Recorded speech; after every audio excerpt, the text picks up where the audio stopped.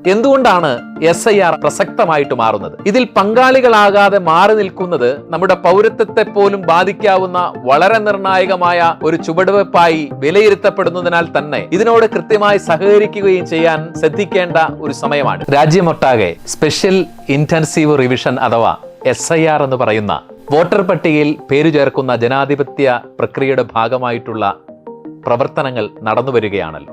എല്ലാ കാലത്തും ക്രൈസ്തവ സമുദായം ജനാധിപത്യ ബോധമുള്ള പൗരധർമ്മങ്ങളെക്കുറിച്ച് കൃത്യമായ ധാരണയുള്ള ഒരു സമൂഹമായിട്ടാണ് ഇവിടെ ജീവിച്ചിട്ടുള്ളത്.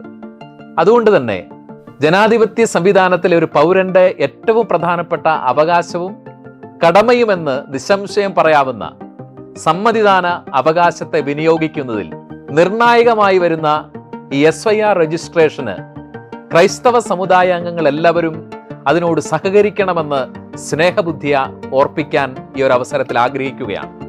എന്തുകൊണ്ടാണ് SIR അഥവാ സ്പെഷ്യൽ ഇന്റൻസീവ് റിവിഷൻ പ്രസക്തമായിട്ട് മാറുന്നത്?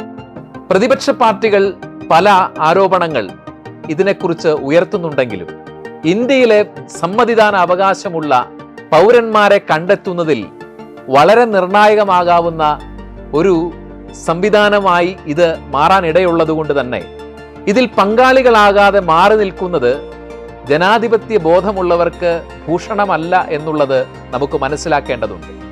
പ്രായമായവരെയും ഒറ്റയ്ക്ക് താമസിക്കുന്നവരെയും SIRന്റെ പ്രക്രിയയെക്കുറിച്ച് കൃത്യമായ അവഗാഹമില്ലാത്ത പ്രവാസികളായിട്ടുള്ള ആളുകളെയും എല്ലാം ഇതിനെക്കുറിച്ച് ബോധവൽക്കരിക്കുന്നതിലും ആവശ്യമായ സഹായ സഹകരണങ്ങൾ അവർക്ക് നൽകുന്നതിനും വേണ്ടി ഇടവകൾ തോറും ഒരു ഹെൽപ്പ് ഡെസ്കുകൾ രൂപീകരിക്കുകയും യുവജന സംഘടനകളും സമുദായ സംഘടനകളായ AKCC മുതലായ ആളുകളും ഇതിനോട് കൃത്യമായി സഹകരിക്കുകയും ചെയ്യാൻ ശ്രദ്ധിക്കേണ്ട ഒരു സമയമാണിത്.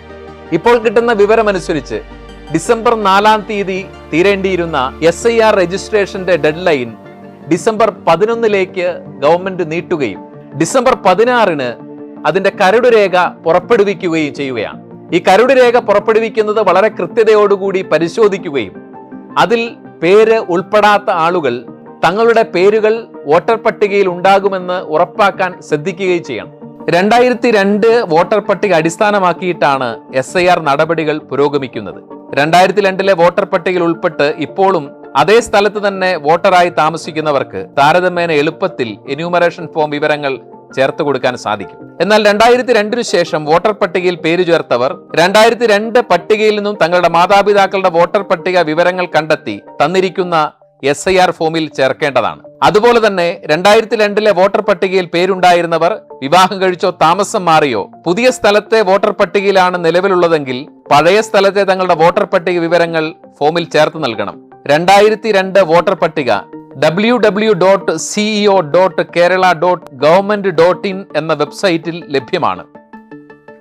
ഇവിടെ വളരെ പ്രത്യേകമായി ശ്രദ്ധിക്കേണ്ട ഒരു കാര്യം, കേരളത്തിന് വെളിയിൽ പ്രവാസികളായി കഴിയുന്ന ക്രൈസ്തവ സമുദായാംഗങ്ങൾ, 18 വയസ്സ് തികഞ്ഞവർ, ഉപരിപഠനത്തിന് മറ്റുമായി വിദേശ രാജ്യങ്ങളിൽ താമസിക്കുന്നവർ, അവിടങ്ങളിലെ പൗരത്വം സ്വീകരിക്കാത്ത ആളുകൾ, ഇവരൊക്കെയും വളരെ ഗൗരവത്തോടുകൂടി SIR പ്രക്രിയയിൽ പങ്കാളികളാകുന്നു എന്ന് കുടുംബാംഗങ്ങളും ബന്ധുക്കളും ഉറപ്പാക്കേണ്ടതുണ്ട്.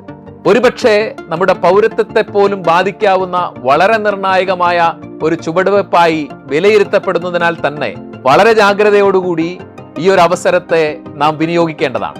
SIR ഫോം ഓൺലൈനായി പൂരിപ്പിച്ച് നൽകാനുള്ള സൗകര്യങ്ങളുണ്ട്. അതിന്റെ ഗൗരവം മനസ്സിലാക്കിക്കൊണ്ട് നടപടിക്രമങ്ങൾ പൂർത്തിയാക്കാൻ നാം പ്രത്യേകം ശ്രദ്ധിക്കേണ്ടതാണ്.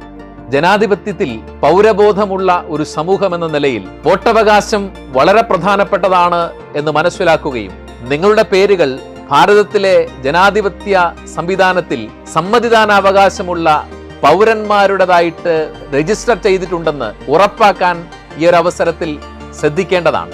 SIRനെ കുറിച്ചുള്ള വിമർശനങ്ങളും ആക്ഷേപങ്ങളും അതിനെക്കുറിച്ചുള്ള ആരോപണങ്ങളും തൽക്കാലം നമുക്ക് മാറ്റിവെച്ചുകൊണ്ട് ജനാധിപത്യത്തിൽ വോട്ടവകാശത്തിന് വലിയ വിലയുണ്ടെന്ന് തിരിച്ചറിഞ്ഞുകൊണ്ട് അതിൽ പങ്കാളികളാകാൻ ശ്രദ്ധിക്കാം. നന്ദി.